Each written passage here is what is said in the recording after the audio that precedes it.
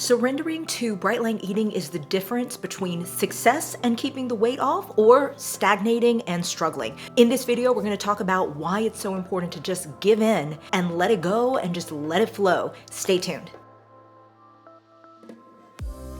Hey, welcome back to my channel. If you're new, I'm Angela. I upload every Saturday at 12 p.m. Eastern Standard Time to help you with your weight loss journey, especially if you do bright line eating. Although I do think my channel is helpful for anybody who has binge eating disorder or any kind of struggle like that. Today, I want to talk about what I have noticed over the past couple of years that I've been watching Brightline Eating's Facebook pages. And when I say Brightline Eatings, I don't mean the official Facebook page. I mean like the unofficial pages. Although some of what I'm about to say does come from paying attention to the official Brightline Eating Facebook page. But what I've seen is that the people who are able to lose weight and keep it off with Brightline Eating are the ones who fully surrender to the program. And I mean, these are the people who, when they travel, they bring their Brightline Eating food with them. They leave nothing to chance. There's this one lady, her name is Lori. She wrote the cookbook, Tasty Freedom. She literally was like showing off her cooler with her frozen food and all these things. And I was like, ooh, lady, that is some kind of extreme. But then she's lost the weight and kept it off. And then you have someone like me who I can lose weight on Brightline Eating, but then I struggle and I tend to regain it back. And so lucky for me, I'm down 20 pounds. I'm like, okay, on this go around, I'm doing okay. Not perfect, but I'm not going to pretend I'm one of those people who have 100% fully surrendered to the program, because I'm one of those people who it's like, whenever I travel, I do keto. I just eat low carb. I don't eat sugar or flour, but I also don't weigh or measure my food. And, you know, just there are other times when I kind of fudge a little bit, that kind of thing. You know, I've added extra food to my weight loss program. I feel like the weight loss plan does not work well for me. It triggers my binge eating disorder.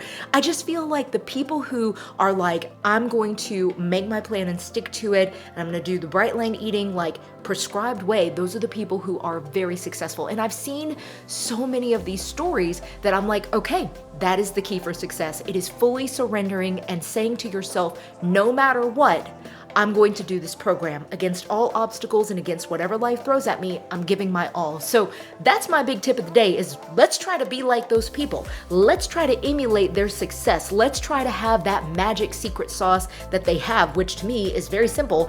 No matter what, they do Brightline Eating. And it's like they, you know, they're seeing this target and they're throwing the dart at it and they're hitting the bullseye. Then you've got people like me who are like wishy-washy and I'm like, you know, some days I'm doing it, some days I'm binging. It's like, okay, let's give in and let it flow, and then I think the weight's gonna go. I feel that this is so important. Like, if you really want to be successful, you know, another thing I just want to say too, I just want to comment.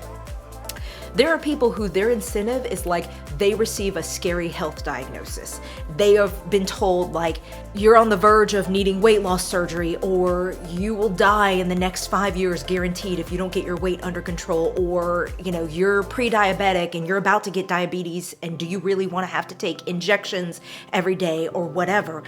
Those are scary to hear from your medical practitioner. So I think sometimes that gives you that incentive to be like, no matter what, I'm going to do it. So I wonder if there's a way for us just to kind of gamify it, to be like, let's pretend that we're knocking at death's door and we're going to die if we don't do this diet program. Because eventually, you know, decades from now, we're doing lasting harm to our health. The issue is for someone like me that's fairly on the younger side. And when I say younger, I'm not young, I'm in my 40s, but I also am like, I'm not postmenopausal yet. I feel like someone like me, I'm like, I can get away with what I'm doing. The binge eating's not gonna kill me today. So I think that someone like me, I need that motivation of like, I need to think about the urgency of like, what am I doing long-term to my body? So anyway, bunch of thoughts, bunch of random thoughts. I just wanted to put this out here on YouTube, get your thoughts in response. What do you think? What do you think makes these people truly successful? Or are you one of these magic people? I know that there are several people who have lost so much weight on Brightline Eating, and then they follow me on my channel, and it's like sometimes they'll chime in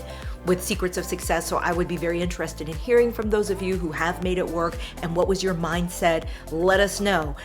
Because we really, you know, inquiring minds want to know, what is the secret? What is the magic formula? We'd like to hear it. That's today's video. If you like it, give it a thumbs up. Be sure you hit that subscribe button so you don't miss all of my future videos coming out soon. I have a bunch of recipes I need to just take the time to sit there and edit and upload. So that will be coming out from me soon. Meantime, thanks for tuning in for this one again, and I'll see you in the next one.